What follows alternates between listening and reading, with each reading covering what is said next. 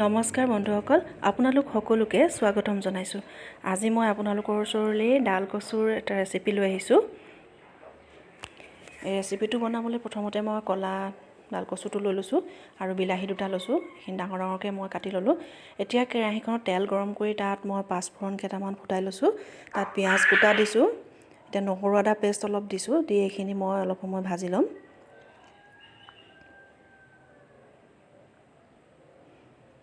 এইখিনি এতিয়া ভাজ খাইছে। ইয়াত এতিয়া মই ডাঙৰ ডাঙৰকৈ কটা বিলাহীকেইটা দি দিছোঁ। বিলাহীখিনি অলপ সময় মই ভাজি লৈছোঁ। এতিয়া ইয়াত হালধি দিছোঁ।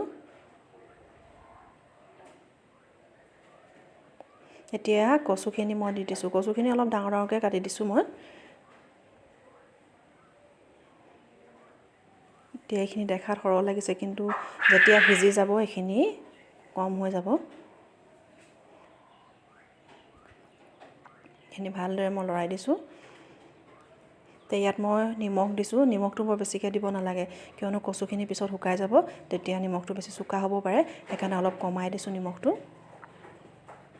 এতিয়া এইখিনি মই ঢাকন দি অলপ সিজিবলৈ দিম। এতিয়া ঘনাই ঘনাই মই ঢাকন দাঙি এনেকৈ লৰাই থাকিম, নহ'লে শুকানকৈ ভাজি থাকিম। এতিয়া মই যদি গেছটো বঢ়াই দিওঁ, তেতিয়া তলফালৰ পৰা লাগি যাব পাৰে। আৰু বহুতে কয় ডাল কচুৱে খজুৱাই বুলি কয় ডিঙিত, কিন্তু এই ধৰণে বনালে ডিঙি খজতি নহয়। ভাল ধৰণে ভাজি ভাজি ল'ব লাগে।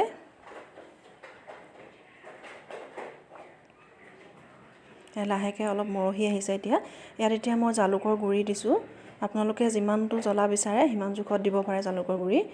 এইখিনি ভালকৈ লৰাই দিছোঁ। হেতাখনেৰে মই এনেকৈ সিজি আহিছে যে এতিয়া অলপ ভাঙি ভাঙি দিছোঁ।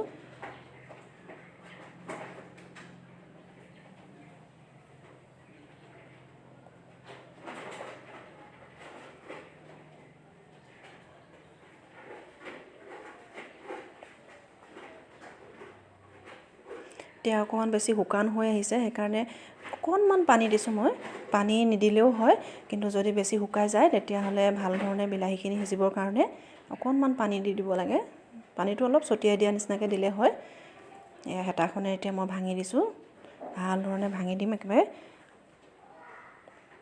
কচুৰ ডালবিলাক যাতে একো ধৰিব নোৱাৰাকৈ হেতাখনে ভাঙি ধুনীয়াকৈ মিলি যোৱাকৈ মই ভাঙি দিছোঁ এইখিনি।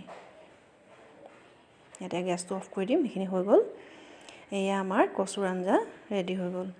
ভিডিঅ'টো চাই যদি ভাল পালে প্লিজ লাইক, ছাবস্ক্ৰাইব আৰু শ্বেয়াৰ কৰিব, লগতে কমেণ্ট কৰি জনাব আমাক।